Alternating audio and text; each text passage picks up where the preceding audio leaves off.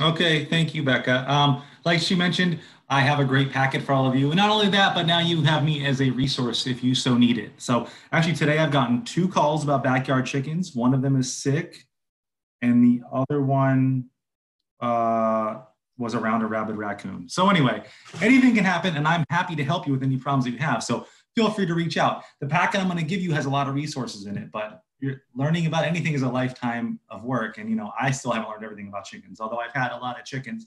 I mostly run cattle now. I rent about 300 acres in Columbia County, even though I work in Ulster, which is north of Ulster, and run cattle. But I've had a lot of chickens, and actually, I'm working very hard to breed my own breed of chickens right now. I'm working on it. So um, it's been interesting to do. So anyway, without further ado, let's get into this. We're going to look at this from a few different perspectives. One, your health and happiness. Two, the animal's health and happiness. And three, your community's health and happiness. And all those are important in this endeavor, okay? Also, your wallet, too. We're going to talk a little bit about business, but I'll probably skip most of the real business stuff because some people are going to try to make money with poultry, and this would be the year to do it. If you need me to slow down, just raise your hand or say something, unmute yourself, because I can't see everybody in the class, and I tend to talk fast. So I'll try I to. have a question. Yes. Should we be taking questions in chat throughout, or do you want to save them for the end? You can just let them go. It's up to you. If you see something relevant to what we're talking about, then blast it and we'll talk about it. If not, I'm happy to stay as long as we need to. All right. So guys, feel free to chat. Yeah, just drop them in. So most of the pictures you're going to see here are from my farm. One of the goals we talk about a lot, I work a lot with farmers in business and making sure they're profitable and sustainable, which also means you're partly profitable, remember. So some of this relies on, but be honest, what's your goal? Do you just want some pets? All right, cool, that's easy to do. Do you want to have more autonomy and knowledge about where your food comes from and raise your own broiler chickens? Broiler chickens are meat birds. Then that's great too, we're happy to help you. Do you just want to eat some eggs? Okay, or do you want to learn about the process with your kids? Because this is the type of project that introduces a lot of all pretty sensitive topics to kids, whether it be death, the presence of sex and sexuality, whether it be poop, manure. You can talk about an awful lot of things with kids, and this is a great way to introduce them to and get them comfortable talking about those topics with you if you need to. Also, you may have some fertilizer for free, which is great. And then also, I've had Lyme disease twice in the last year, and it's really kicked my butt. So I'm hoping one of the reasons I have chickens is that they'll eat up some of the ticks that are in my yard ultimately. So just be true about what your goal is. Second thing you need to do is check your town codes. The number one reason your chickens are going to get kicked out of their residence on your property is because your neighbor is going to get mad. Generally, every town has their own code. I know some of you taking notes, and that's fine. I'm a note taker too, but don't feel like you have to write all this stuff down because I'm going to send you this presentation. So just so y'all know. Check your town's website, talk to your zoning.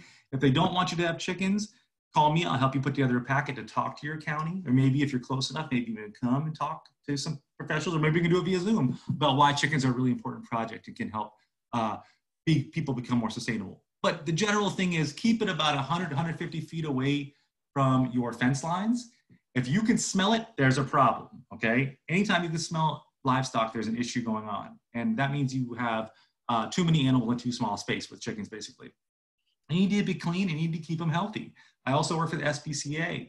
So if there's an animal problem, they call me to come out and check it if it's appropriate. And I'm very hard on animal owners, especially if they've had a warning about keeping their animals safe. My point is you need to consider all these things for your project. So before you do this, or maybe during it, talk to your neighbors about it and check in with the town board. Offer your neighbors eggs. They're like, we'd love to involve you in this process too. Ask them how they feel about it. Obviously, you're not going to have roosters in town unless you're zoned for ag. Roosters don't just crow at 4 in the morning. They crow all day long and sometimes in the middle of the night. So keep that in mind because that's going to get you in trouble real quick. So that's my thing. If you can't find if your town allows chickens, maybe they have no guidance about it. In that case, maybe you can be a pioneer and start your own. So just keep that in mind. Getting started. We're going to talk about all the aspects of this, but probably the most important thing to start off with is going to be your housing. You need about 2 square feet per bird and 4 feet per run. The coop is the enclosed place, and you can see in this picture here on the green one's a good example. The coop is enclosed, and the little box hanging off the coop is where the egg nests are, so they can lift up that box and reach in and grab the eggs. The rest of that area is called the run. That's a portable coop that you can move. The run is important because every single animal on earth is going to think that your chickens are their personal snack. And you will lose chickens to predators. We're going to talk about it, but it's really tough to keep chickens safe sometimes because there's aerial predators, land predators. I'm sure there's aquatic predators that will eat them, like snakes and stuff too. So just keep that in mind as you're building it. There's a billion different kinds of coops you can build that are online and plans for, or you can spend money and buy one. I've built several. I never bought one. It really just, the chickens don't care how it looks or if it's shingled appropriately. They just want a nice, safe place to stay dry and out of wind and rain. So some of the equipment you're going to need, obviously, is feeders, a chicken feeder, and a chicken waterer. And again, there's a million different kinds of those. Match the style to the number of chickens you plan to have in your flock. I will mention this while we're here. You have to buy 6 chicken chicks at a time. That's the regulation in New York State. And the reason for that is because they get cold and they get chilled very easily. And no animal ever deserves to be left alone. They always need a companion. So you have to buy them in 6. So I would plan right off the bat for getting 6 birds no matter what. You will lose birds. You will likely lose a chick. They're fragile animals at times, and sometimes there's genetic issues with them and they pass away. So you may want to think about getting 8. Again, it's up to your town and what your comfort level is. Between 6 and 10 birds is very doable for a family, and very doable as far as it is. Really, your limiting factor isn't going to be how much food you give them, it's the manure management. And we're going to talk about that in a minute, okay? So when I sent you a recommendation sheet, there'll be some pictures and some ideas for different coops. But like I said, there's a million different kinds that you can have. What type of chickens for eggs? I get this question a lot.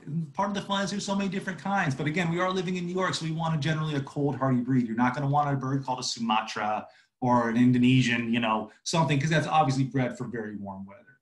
So you want a cold, hardy, robust breed. There's about, do I have any on here? Yeah, here's some here. Here's some great backyard layers for our area. Americana, the Easter egger that lays the green and blue eggs, which are totally cool. New Hampshires are great. Plymouth Rock, Rhode Island Red, Wyandottes. There's a million kinds. One of the best parts of my spring is when I get all the chicken, just like the seed catalogs, the chicken catalogs, and I can look through it. So think about what kind of breed you want. While we're here too, we'll talk about where to buy them actually. If you're growing meat, and I don't know if anyone here is growing meat, if you are, feel free to contact me separately because I could talk at length about this, but this is kind of outside the scope of this course. There's a few different kinds of birds you can grow. The Cornish cross, this big guy, this white one on the bottom here, reaches maturity in 6 to 8 weeks, if you can believe it. It's absolutely unbelievable. It's all through selective breeding. There's nothing crazy going on there, mutating it or anything. It's just selective breeding. Now, that animal, because of that, also can't breed on its own. So this wouldn't be a natural thing. The ones in the middle are called Freedom Rangers. They take a little longer, grow a little slower, have less health issues. And there's dual purpose breeds. If you got an Americana and you want to eat it, it would take about 16 weeks for it to flesh out enough for you to be there. That's highly significant if you're selling the bird, but if they're pets, it's not going to make a big difference to you. Where to get your birds? Great question. The most reputable sources where I typically buy mine are online hatcheries. Now, this year, there was a severe shortage because everybody went full-on sustainability and wanted to grow their own birds, so there wasn't even any available. But they have catalogs, and they ship them in the mail. I don't know if you guys know this, but when you order chicks, and when you get them in the mail, you typically have to order a minimum of 25 because they're going to go in a plane and they're going to get cold. If there's 25 little chicks in there, believe it or not, they'll be just fine. They'll usually stay warm enough most of the time. If you order less than 25, you'll have to pay extra for a heat pack that goes in there. So maybe you and your friends can get together and split those 25 birds up however you feel appropriate. But keep that in mind. There's also lots of breeders around here. And those are kept on what's called the NPIP list, which is a National Poultry Improvement Plan. That just means that this breeder has been certified and inspected. So if you are going to buy birds, ask if they have an NPIP number because it is important. Now you can go to Tractor Supply and buy them, and I actually have gotten birds from there in the past. I've never had an issue with them. Some people swear they're just terrible birds. There's no doubt they've been exposed to a lot more, which depending on your philosophy may be good or bad for your chickens as adults. But there's also some poultry meetups and there's clubs around if you find them. I don't recommend swap meets or back of truck stuff. If you're gonna buy on Craigslist, here is my tip for you. And it's okay to buy on Craigslist. Remember, you still have to buy 6 or more of chicks. But when you go to look at the chicks, don't just look at the birds. Look around at the rest of the farm. Like look in the barn. Is it nasty? There's things out that shouldn't be around those chickens. There's oil hanging out. Who knows? Do the rest of the animals look weird? Or is there something that gives you a bad vibe? And don't be afraid to say no. My point is that a lot of people dress up the thing that you're coming to buy to look really good, but they won't have the energy or the wherewithal to clean everything else up. So if you get a bad feeling from a Craigslist purchase, leave. Don't buy them. You're bringing in more trouble than it's worth to your house. Just keep that in mind. Also, if you are running backyard chickens, a lot of chickens are debeaked in industrial settings. They literally cut their beaks off because they're living in such close proximity they will attack each other. I also don't recommend you buying those. If you happen to foster some or get some, they can do pretty good outside, but it's not an ideal thing. That beak is like a finger. It's got a lot of feeling in it, and they use it to probe and to touch and to snack on things. It's a pretty amazing organ. So the lack of that can cause problems for your birds overall. So we talked about having a coop, and that's what keeps your adult birds warm. But really, before that, if you're going to get babies, you need a brooder. A brooder is just a baby house, really. You know, it's their nursery. You don't need as much space because you're just going to put your chicks in there. Set it up before they come so you know everything's working, and you're going to need a special brooder, water, and feeder. They're just tiny. They usually use mason jars. They're like a couple bucks, and they're a plastic bottom. Also, while we're here, you're going to need chick feed, and this will be in your packet too. Chick feed is a little different than adult feed. It has higher protein in it so that they can get off to a good start. So make sure you're buying chick feed for your chicks and adult feed for your birds. When does a chick become an adult? I don't know, 4 weeks probably would be a good time to start messing with that. Now, the one thing that's tough and scary and dangerous about your brooder is you need a heat source. These birds are pretty tough, but they really need to stay warm for the first few weeks of their life. And you will have a fire if you're not careful. I have had a fire. This is not me, but it has happened to me in the past. I highly recommend you do not buy the cheapo lights at Tractor Supply that are just basically an aluminum piece with a rinky-dink cage under it. They sell a really nice $40 safety light online. If you look up chicken poultry safety light, you'll see it. Again, it's 40 bucks. And the one at Tractor Supply, the cheaper one's like $7. It's a lot more expensive, but the peace of mind was really worth it for me. And I've never used a different light since I've had my fire at my place.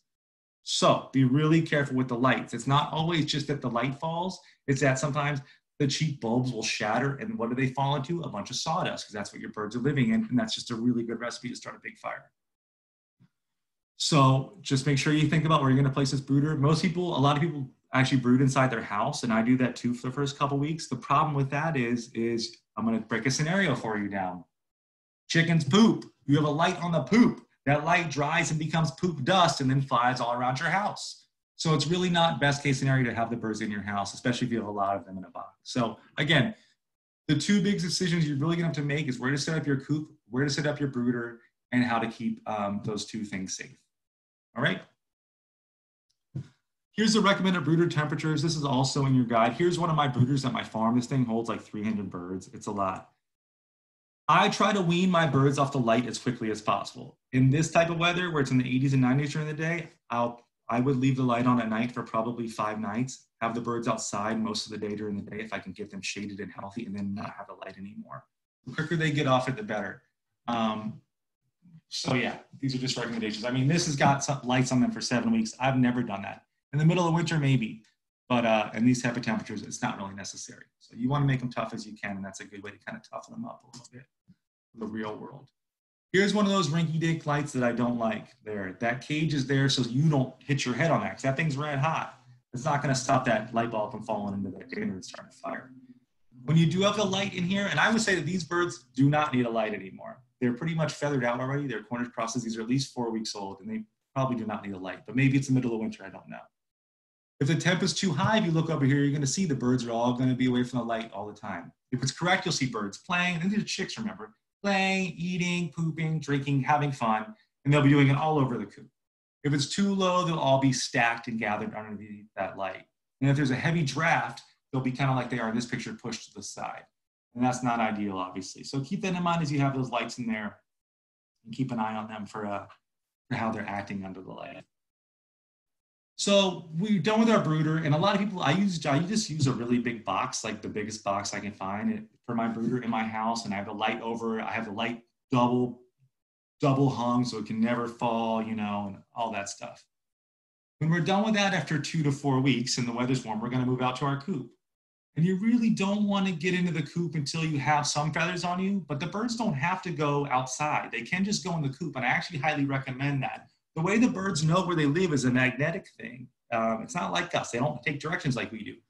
So you really want to enclose them in their space where they're going to sleep so they know that's their home, and they'll magnetically go back there. When I raise animals on pasture, poultry sometimes, if I leave the poultry in the same spot for a few days, like a week, like 5 days, and I move their house, they'll go back and sleep on the ground where it used to be, because it's all about magnetism.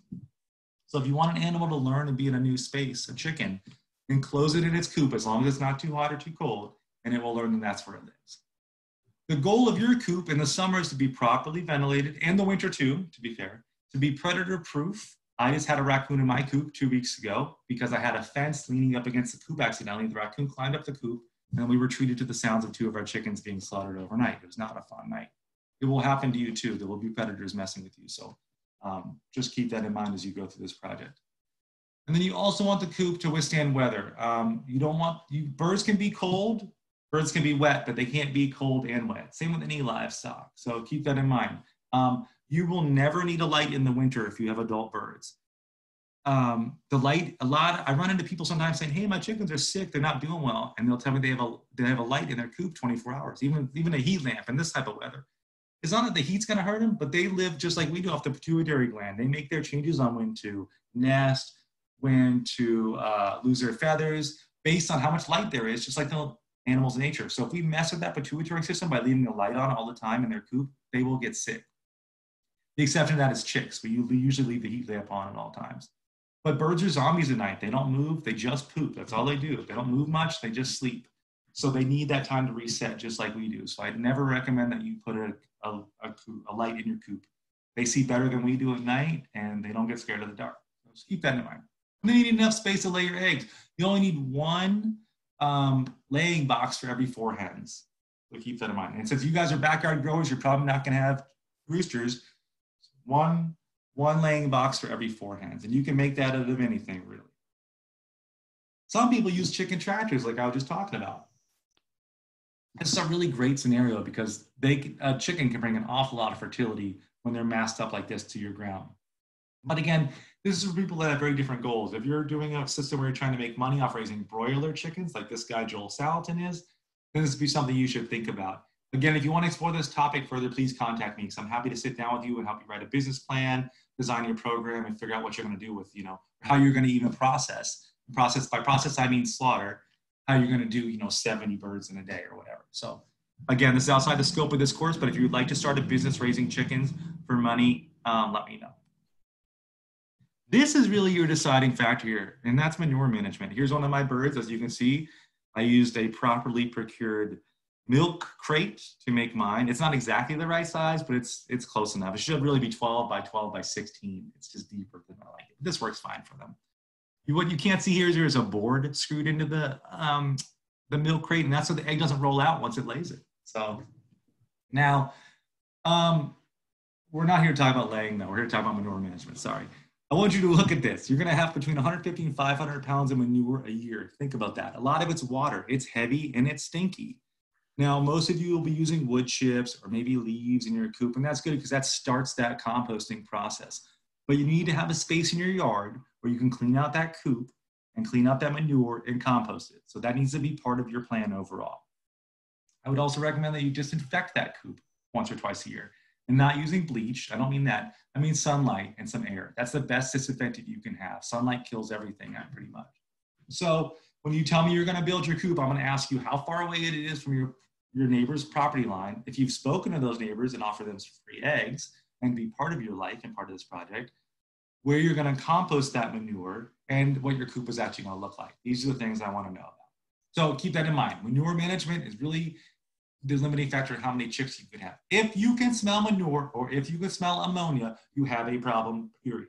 If you can smell it in your nose, for most of us, it's gonna be 4 to 8 feet off the ground. I don't know how many 8-footers people there are in this class, but that chicken's only a foot tall. So it's getting a lot more of that blast of ammonia than you are. So keep that in mind. If you smell something, it's off. And what's usually off is you have too much poop and not enough carbon. And carbon just means wood chips. So if you run into that problem, give me a ring or look it up online and I can help you solve your composting and manure issues. I talked a little bit about this before. Little babies need higher protein levels in the 20%. Then there's a grower feed that's 18%, and then there's a laying ration that's 16%. That's really the biggest difference. The other thing is that what's really important is that all of these feeds are properly calculated and formulated to have all the calories and nutrition and minerals that your animals need. You cannot just feed scratch. You can really not just feed table scraps. You need to have a full feed in front of your birds from an animal welfare perspective. Now, I know there's people doing all kinds of stuff with chickens where they're not feeding them. That's not us. We're backyard growers. We're going to feed our chickens as much as they want because that's how they stay healthy. That's how they eat more ticks, and that's how they just live the best life they can live. So make sure you're buying a ration from a certified source. I don't care if it's Tractor Supply, Agway, or better yet, a local feed store, because we want as local as possible is even better. Then you'll be in good shape. And there's a million different kinds of feeders you can use: trout feeders, bucket feeders, roller feeders. Make your own. Use a plate, whatever you feel like you can do. That's totally up to you. But just remember, you are going to have to adjust the feed as the animals grow out. That's why when they're babies, you can usually buy a little bag, and then when they're the big girls, you can buy the 50-pound bags of feed. Water needs are pretty simple. They need water all the time. They drink a lot, especially in the summer. Their ideal water height should be the height of their back. Most people leave it on the ground, and that tends to work fine for the chickens too. All of history, those chickens have generally bend down to drink, so they will be fine. If you have it out in the sunlight, it will start to get algae in it. If you would like to correct that, you can put a little teaspoon of vinegar or apple cider vinegar in that water, and it will help alleviate the algae issues. So again, there's a million different kinds. I tend to find the more money you spend, the longer it lasts. So the $40 water may seem crazy at first, but it'll probably last you 5 years, whereas a $20 water will only last 2. Supplements. Chickens are great. They're not the cleanup crew that pigs are. They can eat an awful lot. So you can buy scratch, which is just like crushed up corn and stuff to feed them, but that's not a full ration. Keep that in mind. So you can give them treats. Oyster shells are good. They can free range, but if the birds are free ranging, they don't really need the oyster shells because they're eating a ton of bugs, and bugs are pretty much all made out of calcium. Those ecoskeletons are all calcium. You will also notice from your birds in your backyard, they have extremely dark yolks. That's because they're eating so much grass. Grass is a tonic for all animals. That's why our dogs and everything eats grass. But it also contains a lot of beta carotene, and that beta carotene is going to cause those egg yolks to be very orange. So if you see that, don't be alarmed. That's all it is. Table scraps are great. My general rule is I don't feed anything. I only feed them, and I won't give them any more till they clean up whatever they've eaten. And if it's in there after a day, I usually take it out. You don't need to be chickens are omnivores. There's no such thing as a vegetarian chicken. So you see that on as an advertising thing, I just go crazy. Like, what does that mean? I've seen my chickens eat whole snakes. I've seen them eat rats, mice, whatever they can get their beaks on. I mean, it's pretty amazing. They're great little eating machines. But the point is, you don't need to be feeding them a lot of table scraps, and you probably shouldn't be feeding them any meat. It's difficult to compost meat. And if the birds are out and about, they're going to be getting a lot of other animals in their system too. I talked about pasture tonic, and I'm going to talk a little bit more about prophylactic and holistic management of chickens a little bit later in the presentation. A lot of new beginner chickens people don't realize it. But maybe some of you do because you have children, but you need to deal with them every day. Part of caring for an animal means you see them every day, within reason. You know what I mean. You owe it to them. If a chicken breaks its leg and you don't see it for 4 days, that's animal abuse. If the chicken's water tips over and you don't see it for a day and it's panting and hot, that's abuse. You're in charge, so everything falls on you. But you're gonna have morning chores now. Let the chickens out, maybe scrape the droppings board, collect your eggs, obviously. The afternoon chores, collecting eggs again, checking up on everybody. Then monthly chores like cleaning out the waters from algae and stuff like that. If you go away on vacation for 2 weeks, someone's gonna have to come feed and check up on your animals and collect the eggs. So just keep that in mind. You now have a daily chore that you're gonna deal with. Welcome to farming. Predators, everything. They're gonna try to eat your birds. And I think I have had every single animal kill a chicken at my farm at this point, pretty much. If it's morning or night, dawn is gonna be a hawk or an owl, typically. Foxes. Everybody says there's a fisher cat or a weasel eating their birds, although I've never really seen that. I've seen the fishers and weasels eat a lot of frogs near me, but never get my birds. The biggest killer would probably be neighborhood dogs and pet dogs. If you have someone bringing dogs to your house, be really careful with that because it's a prey drive and it's a game to them. And it's constantly something we're struggling with in our house because we have lots of dogs and dog friends. So if you're going to have dogs over, be careful. Prevention's the best medicine, obviously, and that starts with a solid coop, a coop that is completely enclosed that nothing can get under. Now, there are a few predators I want to talk about specifically. Raccoons are really tough, and this is kind of nasty, but this is the reality of it. A raccoon can stick its arm through the chicken wire and will literally pull a bird through that wire if it can get it. That's why I recommend that you have an enclosed coop where it's not just wire, where a bird isn't just sleeping against the wire and a raccoon can get its hand in there. Possums will usually come for the eggs and the feed and maybe stay long enough to eat a bird. But I think the biggest, most prolific killer is usually owls and hawks. Hawks will get during the day if they're free ranging, and owls will come dawn and dusk. Having roosters is a big help because the longer you have roosters, the more you realize they speak a special language. That rooster does not eat with the hens. He's watching the sky and the ground for predators. And he has a different call for every predator he sees. He'll give a squawk and the birds know it's a hawk and they will run underneath the thing. He'll give a certain other hawk and they'll know it's a fox. They will run into the coop. I know it sounds crazy, but it's absolutely true.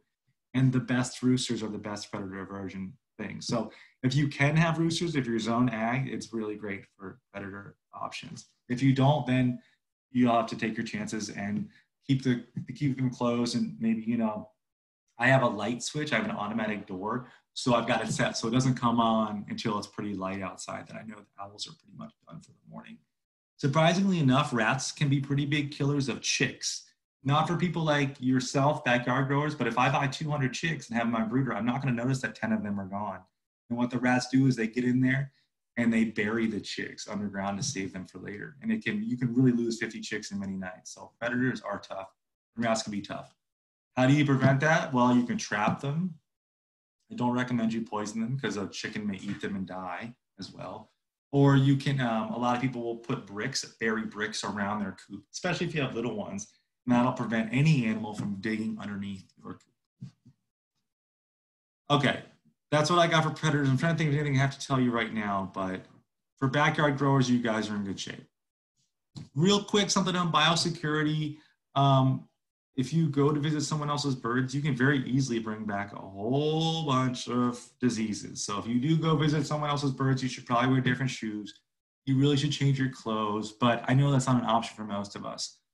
So what's really important is not so much that, but if you're gonna bring new birds into your flock from somewhere else, you really should quarantine. And that means no sight and not around each other for 30 days. There's a lot of chicken respiratory illnesses. Chicken, pigs, and humans all share flu, and bats apparently now. I didn't know. And it's very common for us to share flu, not share flus, but it's very common for the birds to get flus. So really, if let's say you have a bunch of adult chickens or teenage chickens, someone offers you 5 birds in their flock, okay, you'll take them, but you need to set up a crate or an area where they can spend 30 days. That's a long time. Be quarantined.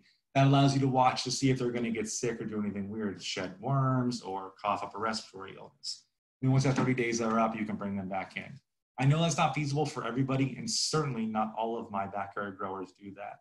But it is best practice, and I need to mention it because I have seen entire flocks die from people not quarantining long enough. So just keep it in mind. Your chickens are going to get sick just like anybody else. You can buy vaccinated chickens, which I highly recommend.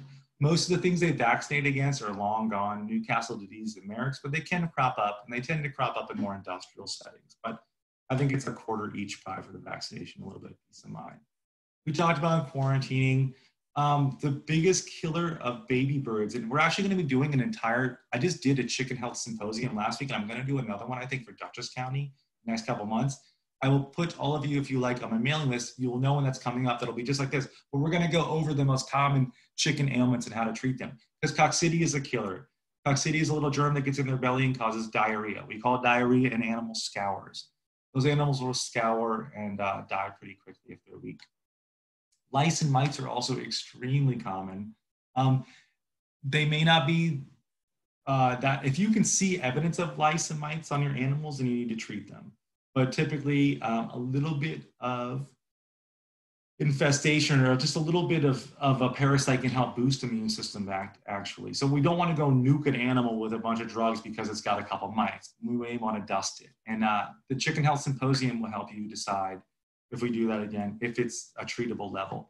Also, you can't go wrong with the guide to beginning chickens or guide to raising chickens by Stories guides. They're great. All their books are good.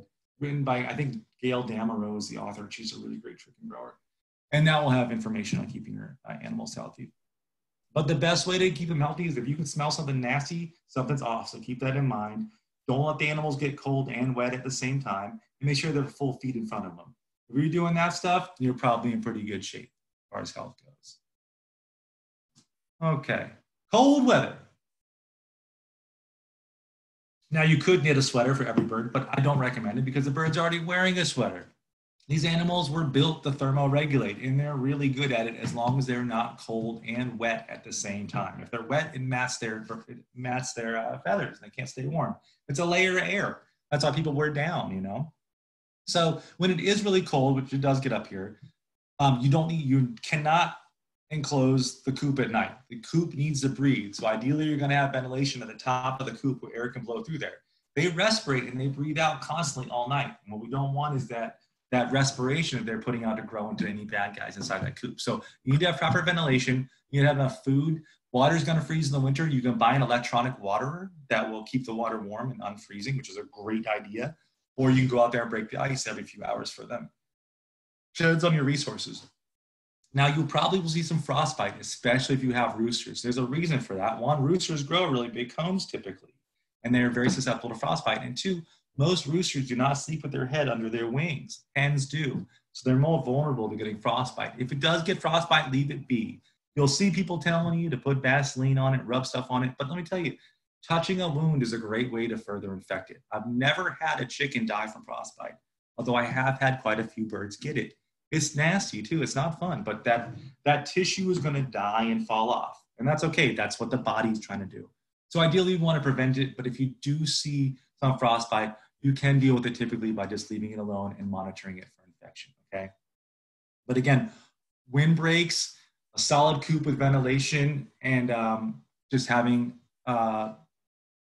keeping them dry will go a really long way in the cold weather stuff. On the other side of that, we get hot weather, and chickens do pant, and chickens can die in the hot weather, actually. It's really important that you provide shade. Now, chickens do not require shade, but neither do you. So I'm going to sit you outside for 12 hours in the sun and see how you feel after a week of that, because you're not going to feel good. Again, I think you owe it to the birds to give them shade. You have to have shade, period. Shade and clean water is required for these birds. If you do go to the Cornish cross, which are those big white ones we usually eat for meat, they can die from heart attacks when it gets too hot. So a lot of people have to do is they'll remove their feed during the day, because when they eat a belly full of grain, it takes a lot more work to process that. So they're going to make more heat inside them.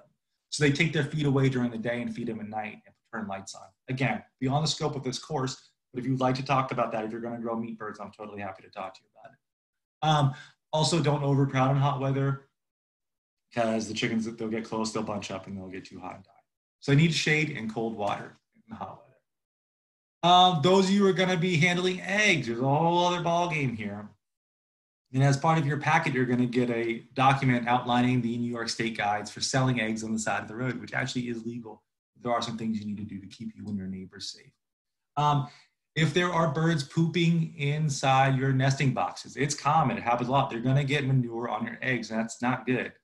The way to prevent that is to keep them from, they're probably sleeping at night in their nesting boxes. And the way to do that is to shut them out from those at night, whether it be you put a board in front of it, or you do something to make sure that they're not sleeping in there, pooping in there at night.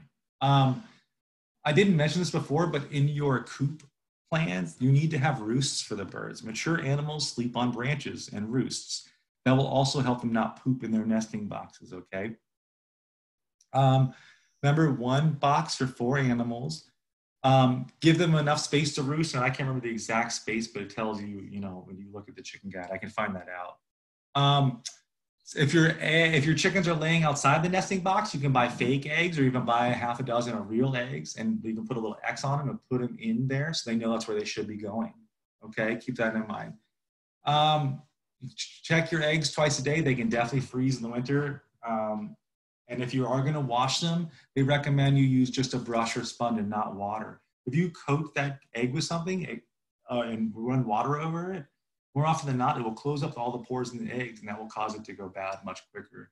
There's this, everyone talks about how they don't refrigerate eggs in Europe, and that's true. You're not allowed to refrigerate eggs in Europe. But once you do start refrigerating eggs, you need to keep them refrigerated. So my wife and I don't refrigerate our eggs here, and they just sit outside. So. But again, this will be, there's some information about this in Ag Markets on your circular that I'm going to give you about it. If you're going to be selling eggs, let me see what the next thing is, then you need to be even more mindful of this. You are literally giving something that someone's going to put into their body, because the possibility of making them very sick. You may want to think about liability, things like that. I'm not even kidding. So if you are going to sell eggs, make sure you are in compliance with Ag Markets laws, because they're the ones that are going to come and get you. Okay. Children and chickens. This is actually my uncle as a kid, and that's a huge rooster. But they are a great enterprise for kids. Again, we talked about the lessons that are just embedded in this project, you know, from all kinds of sensitive topics and not sensitive topics. But and responsibility, chores, being there for somebody, adjusting the environment, caring for another living being is one of the greatest projects anybody could ever undertake in life, especially a child.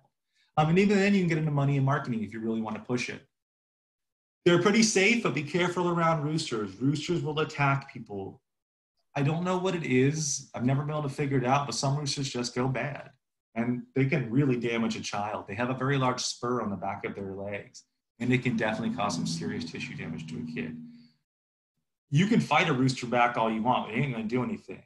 They're seeing you as another chicken at that point. That's why they're fighting you, especially the kids. The kids are smaller, they think it's another bird, they're gonna fight it for dominance. The best thing you can do is to not act like a chicken. That starts with not fighting your birds when they attack you. It'll usually only attack you when you have your back turned, just so you know. So take a broom out with you and keep them away from you. Always bring some snacks with you when you see the birds. Once that rooster understands that you're bringing snacks and you're not a chicken, because other chickens don't bring snacks, it'll ease up on you a bit. Another thing you can do is, I mentioned this before and you will learn this, chickens are zombies at night. Literally, they don't do anything, that can't really do much. That's why they're so susceptible to attack. If you have an ornery rooster and you can safely do this, it may be worth it to go grab it in the middle of the night and hold it and cuddle it and talk to it. Because the other chickens don't do that either. And it's kind of a sign that something's a little bit off about you, and maybe it'll leave you alone. So be mindful around roosters, especially with children. If you do have problems, do not fight with them, but give them treats and stop acting like a chicken. You may have to get rid of a rooster though if it's bad. So keep that in mind. It happens a lot. Actually, I want to talk about, I do want to talk about another sensitive topic real quick, and that's euthanizing your animals. Again, you are in charge of these animals and they may get sick. They may break a leg. They may be attacked by a dog and you may have to put that under. Now, I do have a great chicken, poultry vet in the area that I will give in your, she's in Dutchess County, named Dr. Susan Ackworth. But, you know, I don't know if a vet call is necessary. It may be, it's up to you, but there are ways to dispatch an animal humanely. If you need some help with that, you can always email me or call me, but I will tell you right now, the quickest way to do it is called a broomstick method, where you put a broomstick over the neck, and you pull their legs, and it just dislocates their spine. It's an immediate death, and there's no pain involved. That animal is in pain. We need to end its suffering. So keep that in mind, because it's part of being an animal owner, okay? Not letting those animals suffer. Marketing real quick. Again, I'm going to give you this circular, what to do with all these eggs. Remember, these birds, especially if you buy a production bird, it's going to lay about an egg a day. I don't eat eggs. It's the only food on earth I do not eat. I think they're disgusting. I don't. Ooh. So I don't help eat any of the eggs around here. But if we have extra, sometimes we'll cook them and feed them to the dogs. But again, if you are going to be selling these eggs, make sure you're up to date on what you need to legally do. And you may even, maybe, I don't know, talk to your home insurance company about some liability, but again, that's up to you. Okay, that's the end of this. I shortened this a little bit because I wanted to keep it about an hour, because I know this is a beginning group. So I will be sending you the full packet with this presentation. But what do you guys want to talk about while we have some time here? Let's see, I'm looking at the chat box. I see some people here. So what questions do you have, guys? I'm here for you right now. Feel free to chat or unmute yourself. Yeah, I know somebody's got something. Elizabeth, I've been looking at you the entire presentation, and I appreciate you being there for me. Do you have anything to ask? No, not really. This is my first time like getting, trying to get some data and background about actually raising them. Okay. And, since I'm such a beginner, is that whatever materials that you have, it'd be very helpful for me to go over and then review them. And then, and like you said, if there's a contact that I can get in touch with, that something comes up before I actually, you know, do something as, you know, get into it, let's so to speak. Sure, that's me. So I'm a livestock person, so I get calls at 2 in the morning or whenever, because animals don't work on our schedule. So yeah, take a look through that packet and we'll talk, I'm sure.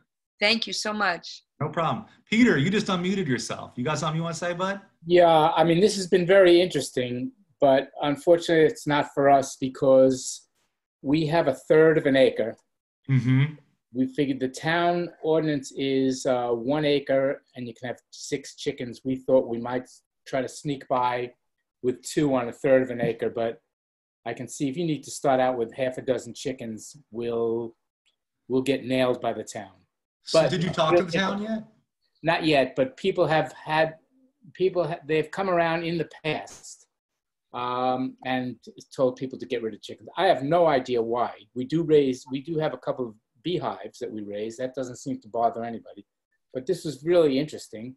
I think we'll follow it. Who knows what's going to happen down. But you can't start with 2 chickens. Is that correct? It's not a good idea. I think you could start with 3 to 4, I think. Right. Fair. Because I think you would lose one eventually. And I think you always need a friend. Right. Okay. The 6 chickens is only if you're buying chicks. You can go buy 2 chickens from somebody that are grown. That's fine. Okay. All right. Well, we'll keep it in mind. Yeah, cool. It's if we have dissuaded you from doing this project, that's a success too. You know, that's the point of this. So. Yeah. Okay. All right. Thanks a lot. Yeah. Thanks, bud. I got a couple questions in here. Let's see. Okay. Hold on. I'm having trouble to get to it.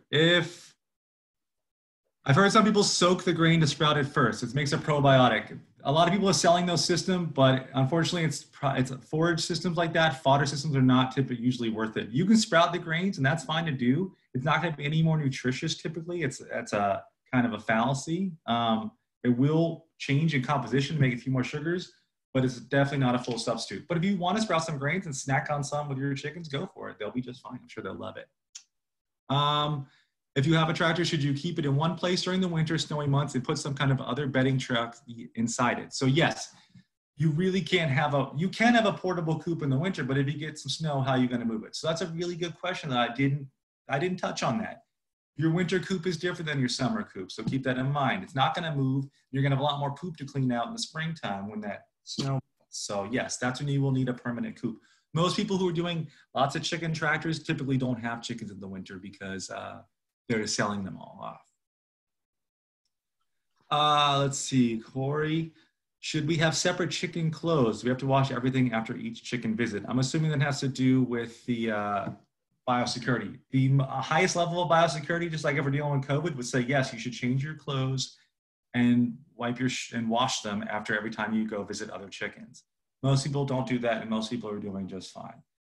A lot of these regulations come from industrial breeds. Industrial chickens that are raised indoors under lights are really fragile, enough so that even poop from common birds that gets into their pen can make them sick. So that's best practice. Is it absolutely necessary? No. But just be aware that you should be in quarantine if you're bringing new birds onto your property. Our coop was a gift. It has nothing on the bottom, so predators may come up through the bottom. Yes, that's true. It's rare, but it does happen, especially feral dogs. I will say that when I notice it happening, it's usually a dog or an animal that's come back multiple nights in a row to dig under there. If it's not a movable coop, you can just put bricks all around the outside typically, flat or regular bricks, and the animal shouldn't be able to dig underneath that. If you want to be real technical with it, what I used to do with my brooder is I would dig a perimeter around the whole coop and fill that perimeter with rocks or bricks. Nothing can dig under there. If you lose a chicken to a predator, is it best to introduce a new one at night? Great question, Terry. I didn't mention this. When I bring any new animal to other new animals, I put it in a cage and I introduce it so they cannot touch each other, but they can see each other and interact with one another. So after that quarantine is through, get yourself a chicken crate, get yourself a Rubbermaid with anything, whatever the heck that thing is called, with a screen in front of it so the animals can see and interact, but they can't touch each other. While we're here, let's talk about the pecking order. Your animals are going to establish one. There will always be an animal that's a little beat up in poultry. There will always be an animal that's missing certain feathers in poultry. And that is the lowest one on the totem pole. It's natural. If you take that one out, someone else will take its place. There's always a pecking order. There's always someone that's going to look really great and someone that's going to be a little beat up. Now, if they're really beat up, that's a problem. But the animal should be able to act natural. But like I said, you'll notice which one is definitely the least dominant there. So yeah, I would introduce it during the days they get together, and then I would introduce it in the day also, because the top number one chicken is going to be at the top of the roost typically. So keep that in mind when you look at him. It'll tell us who's the top. Let's see. Can you talk about the lifespan of a chicken? Is it true they lay eggs for only a few years? No. And do I personally allow my chickens to die of old age? Some chickens die of old age. Some die. Some I put in my pot. I'd rather eat them than let them go to waste, but everybody's different. Some chickens live to be like 10, 15 years old. I'm not even kidding. I would say the average lifespan of a chicken is probably 5 years as they get picked off by a predator or they just end up dying. Chickens lay eggs every day for about 2 years straight. After that, they start to slow way down. That's okay. They're your friends. So, you keep them around. I slowed down too, but no one got rid of me yet.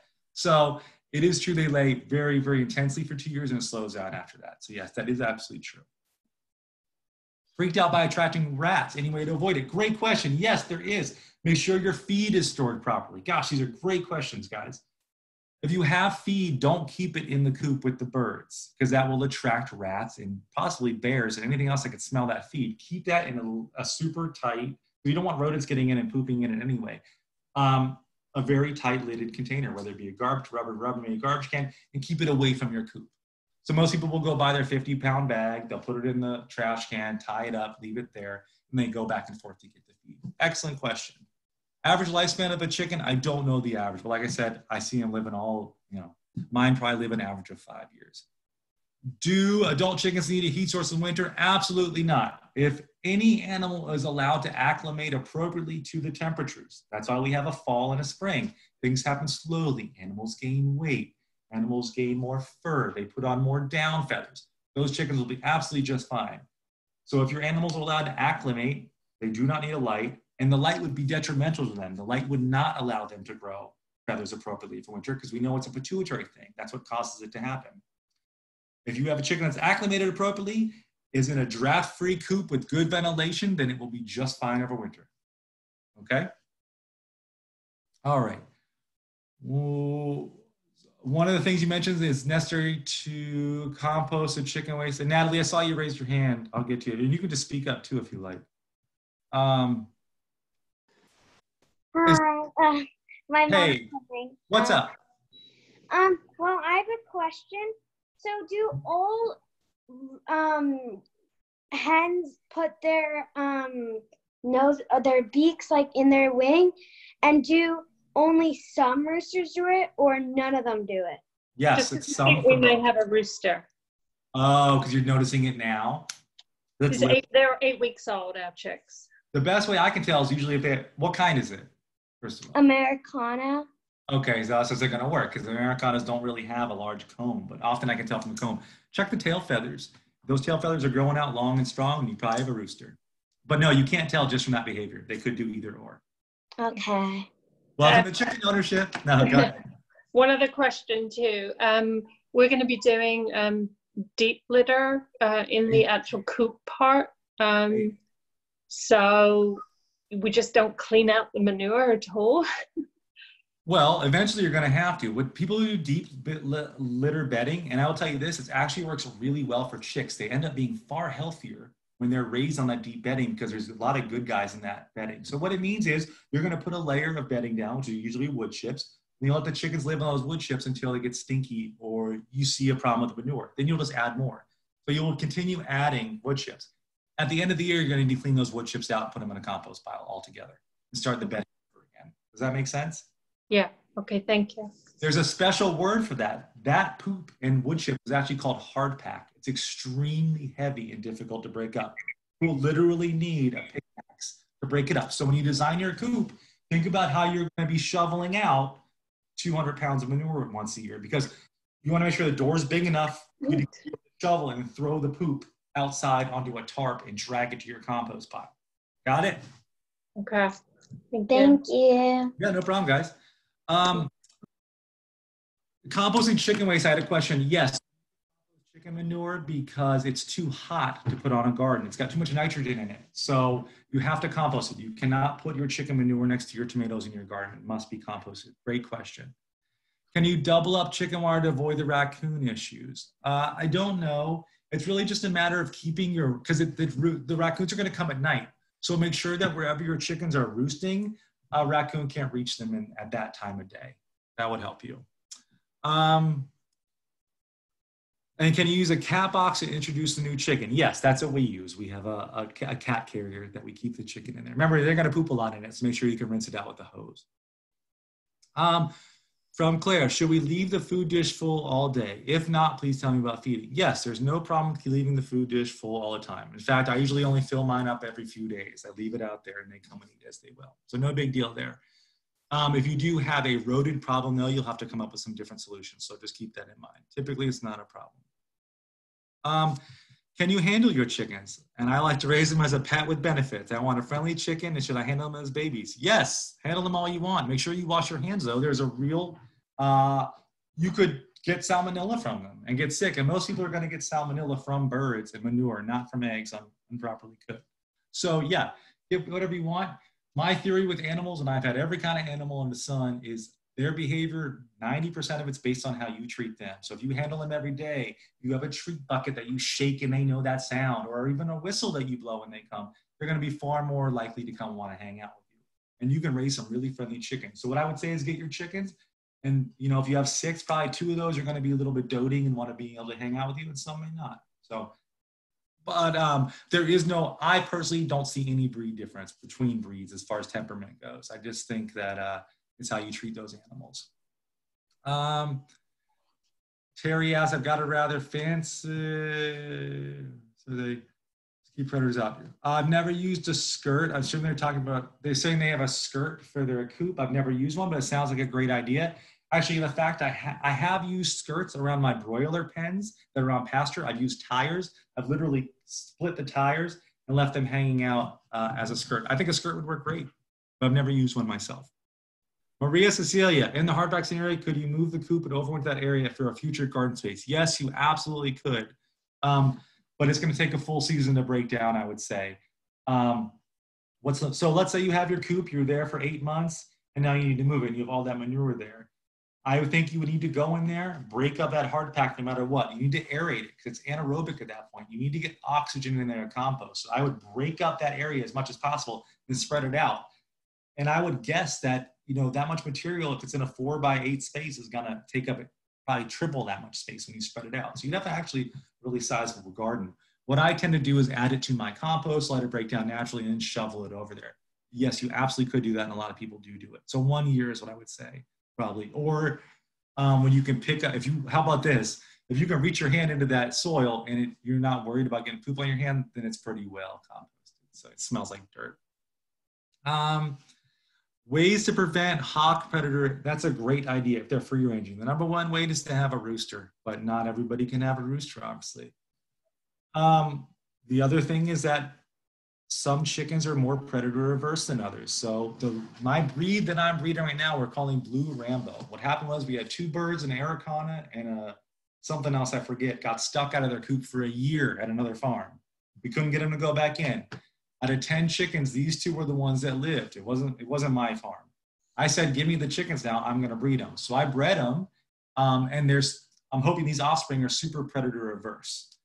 And I'm hoping they're gonna avoid, because these 2 lived for a year. So I'm gonna continue to breed them, and they're blue, and they're really cute, and see what I can get out of it. But my point is that some of the birds will be naturally more predator averse than others. And if you breed them, and I will tell you that hatching chicks is one of my most favorite projects, and we actually have 3 incubators at CCE Ulster.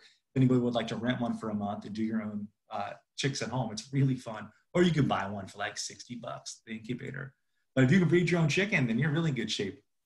The other thing people do is they tend to hang fishing line. So like if you have an open coop that doesn't have chicken wire over it, you can hang CDs and wire across that. And those hawks and owls do not like to go down near that stuff. They hit it and they get clipped. It's not friendly for them, but it is really tough. Also, to avoid owls, keeping them inside in the early morning hours, like that dawn and dusk time, be really good. And like I said, I have an automatic door that I can set to the intensity of the light, or you can buy ones that are set to the time, which is a pain in the butt though, because you have to continually adjust it as the sun changes every 3 minutes a day. And I've got that set, so it only comes up, it won't open till like 7 or 6:30 when it's really light out. And those of you who aren't farmers, there's daylight at 4:50 right now, so. Another question. They have chickens that are free ranging in other people's yards. Yes. The typical chicken range is 100 yards, I would say. They usually typically don't go much further than that. Keeping them near is tough. Keeping their food supply and their water supply at their coop is a good idea to keep them there, but I have not discovered any way to keep my chickens close to home without a fence. If you have a garden, they will ruin every single tomato, zucchini, and raspberry you have. Whatever you're growing, they're gonna wanna take a single bite of and let it rot on the vine. So keep them out of your gardens for real. But yeah, just a fence, it's the only way to keep them on your property. Yeah. What else, guys? What other questions do you have? We've covered an awful lot today. Chicken tractor with wire beneath it to deter rodents. Rodents typically aren't a problem for mature chickens. The rodents are usually only a problem for baby chicks, and you're typically not going to have babies in a tractor. They're going to still be in their brooder. Great question, though, Maria Cecilia. Anything else, guys? Mm-mm. How high of a fence? Oh boy.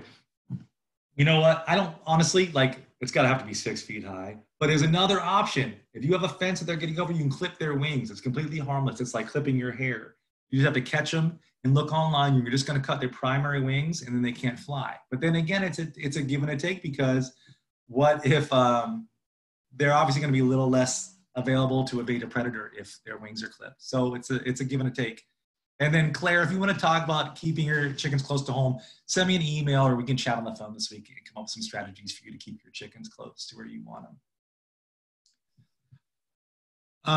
And I'm going to be sending out that packet tomorrow to everyone that's on this webinar, and I will send this presentation out, and you are welcome to use me as a resource. If you get your chickens and you're a little worried, send me an email. If you got a question that you think is dumb, send me an email, because I love talking about this stuff. This is what I do all day. I love talking about this stuff. So I want you to succeed, and I want you to be sustainable, and that means that you're happy and healthy. Keep that in mind. Last chance for any questions, anybody? The chicken whisperer. All right. Oh gosh, I like cows. I used to not like chickens, but I'm back on the chicken train now. So I'm back. Well, I thank you all for coming. And Becca, do you have anything else we need to say? Just a huge thanks to you. And no problem. Thanks for everyone to be on here. This is exciting. I grew up with chickens, and so I love them. And you don't have any now? I don't have any now. I just moved into a new house, so maybe gonna consider it. I have had them for eggs. I have slaughtered them at local farms. So yeah, they're fascinating. I'm an animal lover. They are. I'm also a huge fan of slaughtering your own animals and eating them. I try to eat meat that only I kill at this point. So we do a slaughter course typically in the fall. It's not for everybody, but if you want to be in a supportive environment where you can go through this process with someone who knows and cares, then we'd be happy to help you out. So keep in touch. I'm going to put you guys on my mailing list so you know when the chicken health symposiums are coming up. If you don't want oh, sorry, just one other thing. Go ahead, Peter. I'm sitting in for my wife who signed up for this. Okay. So you say, I don't know what the deal is. Does she get a video with this of what you just, of this program? Yeah, we'll send a recording and I will send the presentation also, and then also a bunch of resources. Yes.